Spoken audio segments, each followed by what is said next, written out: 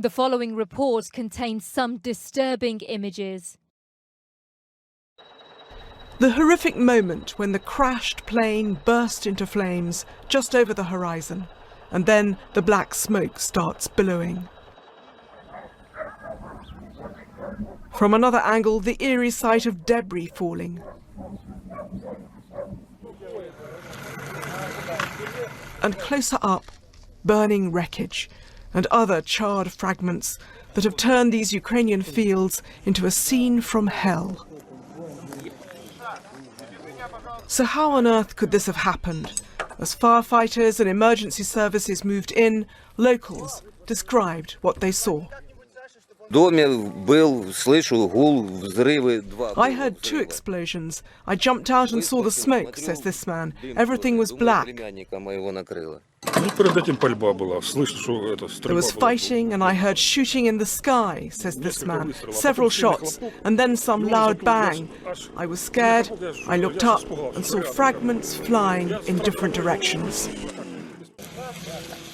In some places, the remnants were twisted and burnt out of recognition. In others, pieces were broken clean off, like this wing, with the clear markings of a Malaysian airliner, and poignant reminders that some of the 295 victims on board, on their way from the Netherlands to Malaysia, were going on holiday. We do believe that there were British nationals on board the flight. We're currently working through passenger data, cross-checking it and referencing it to establish exactly the numbers and identities of those British nationals. And as soon as we have further information, we will be in contact with the families. It's still not clear the plane was shot down, but if it was, who did it? For weeks, Russian-backed separatists have been fighting Ukrainian government forces in exactly the part of eastern Ukraine where the crash happened.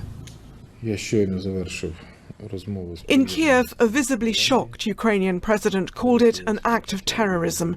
Other members of his government were more blunt, accusing Russian-backed rebels of shooting the plane down with a Russian surface-to-air missile. In recent days and weeks, the rebels have managed to shoot down several Ukrainian military aircraft. And earlier today, a social media site attributed to a prominent rebel leader did claim they'd downed a Ukrainian army transport plane in the same area. But that's all denied by the Moscow-backed rebels, who argue their fighters don't have the long-range weapons needed. They blame the Ukrainian army.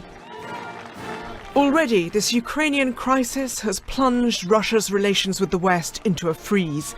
Tonight, President Obama spoke to President Putin about it. The United States will offer any assistance we can to help determine what happened and why. And as a country, our thoughts and prayers are with all the families of the passengers, wherever they call home. Tonight, reports suggest rebels in eastern Ukraine may call a truce to let an investigation go ahead. Possibly the horror of this crash will achieve a peace that diplomacy has so far failed to bring.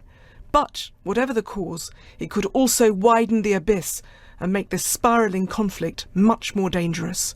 Bridget Kendall, BBC News.